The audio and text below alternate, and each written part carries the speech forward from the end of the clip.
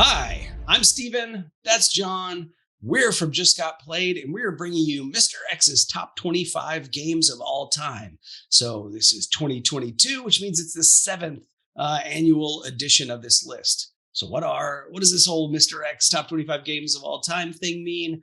Well, I surveyed a bunch of people, asked for their top 50 games of all time. I used an algorithm to collect all those and rank the games. And so this is an aggregated top 25 list. Games of all time. So today is December 17th, and we are bringing to you number 9 on the list, and that is Steampunk Rally. So Steampunk Rally is several years old. This game has been on the list since we started. So it has been on the list every year. If I go back and look at it, in 2016, it was 18th. In 2017, it was 4th. In 2018, it was 24th. 2019, it was 6th. 2020, it was 20th. 2021, it was 19th. So it's been bouncing around a little bit.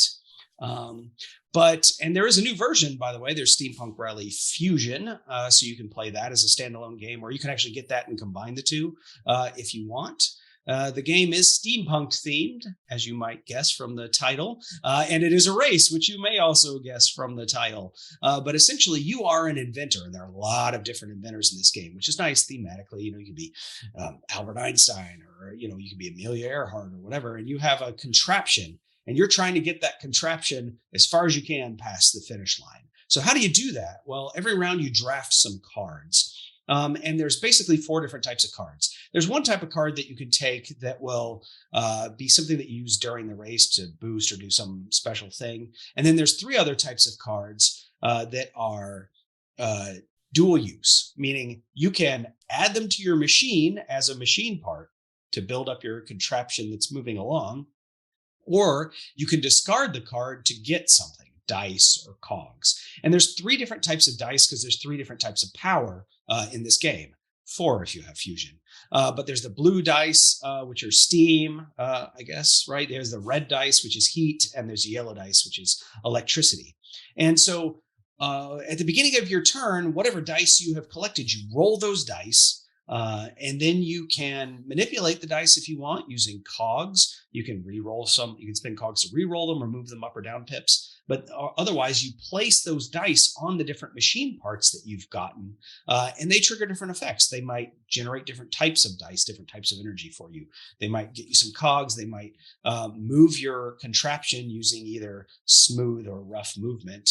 And you might be able to even get like armor points or whatever they're called, damage shields, which prevent you from, your contraption from falling apart. Because you take damage from moving. If you're not doing smooth movement, if you're doing the rough movement, you move over obstacles, you take damage, and you either have to lose parts from your machine or, have mitigated it using that other stuff. The game is, you do play simultaneously, so it can play at a high player count, 7 or 8 players or something like that, and it still goes pretty smoothly since everybody's just doing all their stuff at the same time. There's this weird tendency that you get these cards and you're just like, ooh, I want to keep these cards. Ooh, I want to add this to my machine.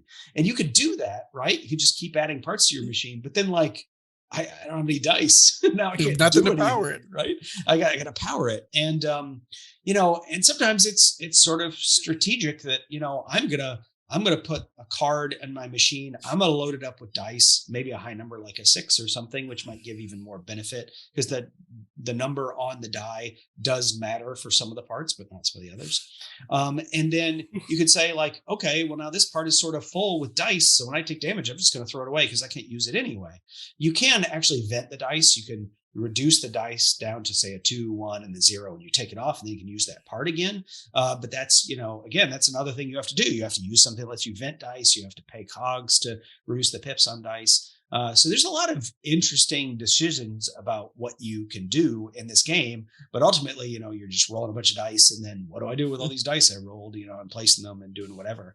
And you don't get to carry your dice over to the next turn either, right? If you didn't use the die, they just go away unless you built a part to your machine that stores those dice for you to carry them over to the next round. So, there's a lot going on. It's not too hard to teach though, and it plays pretty quickly at a high player count. So, and thematically it just sings for me, all the inventors and all the text about the inventors and everything. So anyway, it's one of my favorite games, and that's, I'm sure, why it's up on this list.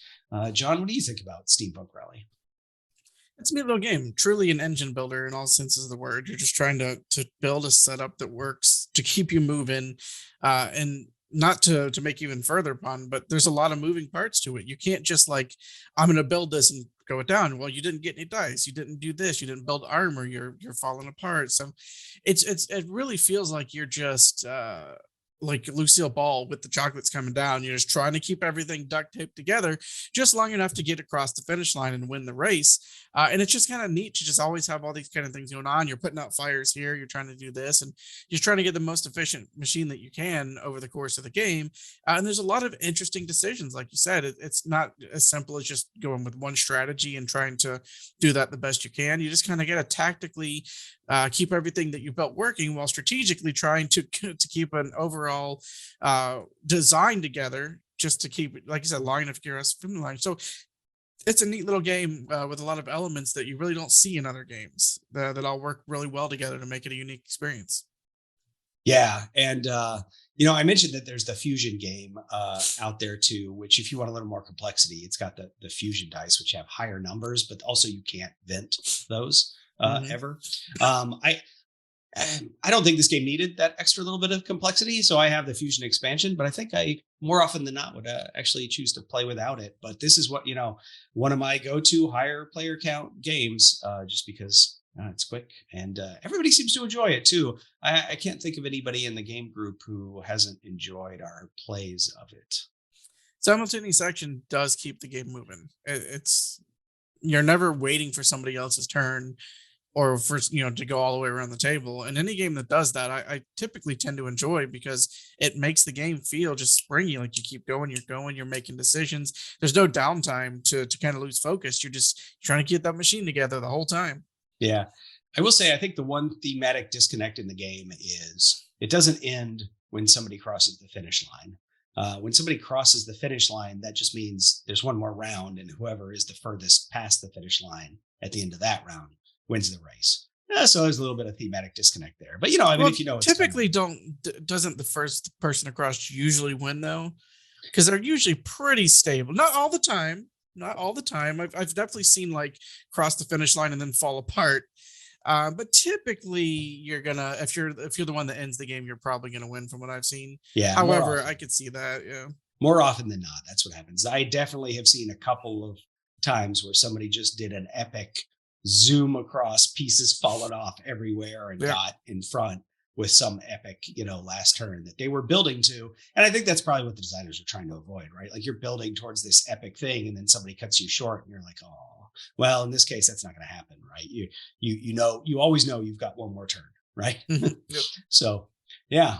All right. Well, that is December 17th, number 9 on the list, Steampunk Rally on MrX's Top 25 Games of All Time, which, by the way, is also a contest. So we always run this as a contest in December. Sometime in late December, I'm going to choose a winner, and I'm going to choose from everybody that left comments on our YouTube videos. So for today, yesterday I had you leave your favorite racing game of all time, so I can't do that again. So, if you have any comments about Steampunk Rally or Steampunk Rally Fusion, or what you think about the difference between those, go ahead and tell me that.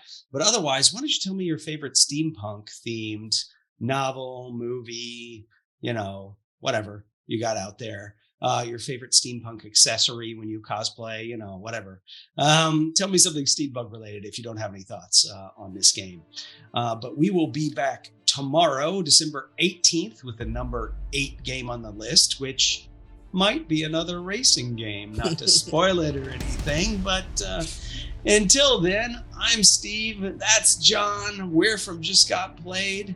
Thanks for joining us.